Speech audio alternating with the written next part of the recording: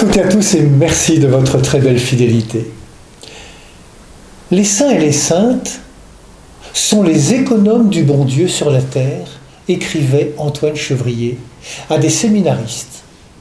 Il faut, mes chers enfants, que vous deveniez des saints. Il faut que vous deveniez des lumières pour conduire les hommes dans le bon chemin. Il faut que vous deveniez du feu pour réchauffer les froids et les glacer.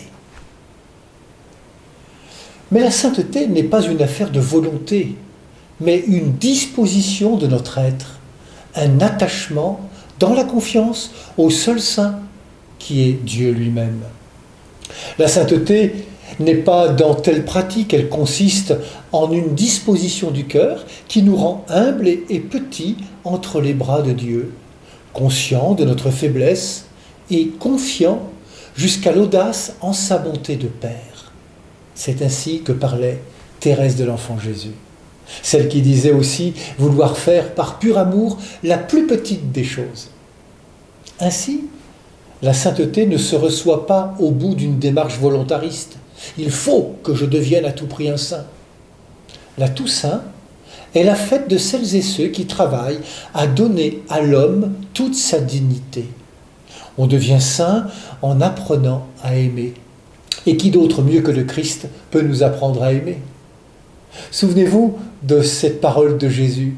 « Si quelqu'un m'aime, il gardera ma parole, et mon Père l'aimera, et nous viendrons à lui faire notre demeure. » Car ce n'est pas nous qui nous rendons saints.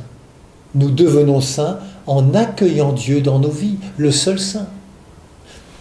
Devant les précarités, les incertitudes, les inquiétudes de notre monde, la tentation est grande de nous laisser envahir par la peur. Cette peur ne peut que nous replier et peut-être même aveugler notre lucidité. Quelle sera la lumière de l'homme sur ses chemins d'errance ? Où trouver la boussole qui permettra les corrections de trajectoire pour que la terre tourne plus juste ? Devant l'arrogance des puissants et la violence des désespérés, il nous faut bâtir un monde qui fait le choix de la vie et le choix du bonheur. Je crois que cette fête de tous les saints est comme un point lumineux sur les routes humaines de l'ici-bas, trop souvent noyées dans les épais brouillards de l'absurde et du non-sens. Les saintes et les saints sont autant de personnes qui ont su accueillir Dieu dans leur vie et accepter d'en transmettre la lumière par le témoignage de leur vie.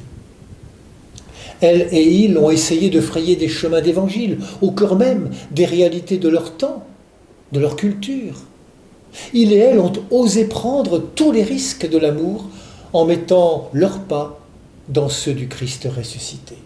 Leur histoire est devenue une histoire sainte parce qu'on peut y lire les traces de Dieu avec lequel ils ont fait alliance et qui leur a fait goûter un bonheur qui avait déjà la saveur de l'éternité. C'est ce qu'on appelle les béatitudes. Ils sont nombreux, celles et ceux qui, au-delà de l'espace et du temps, font désormais l'expérience de ce qu'on appelle la communion des saints. Ils nous restent proches, car ils ne sont ni des héros, ni des étrangers. Ils sont en quelque sorte nos ambassadeurs sur la route qui mène à la sainteté, c'est-à-dire à l'ajustement de plus en plus grand de nos vies au projet de Dieu pour nous. Aujourd'hui, plus que jamais, l'appel à la sainteté retentit dans notre monde comme la forte espérance capable de briser les carcans et les blindages de la haine, de la guerre. La sainteté, c'est une question de bonheur et il nous faut aujourd'hui sauver le vrai bonheur.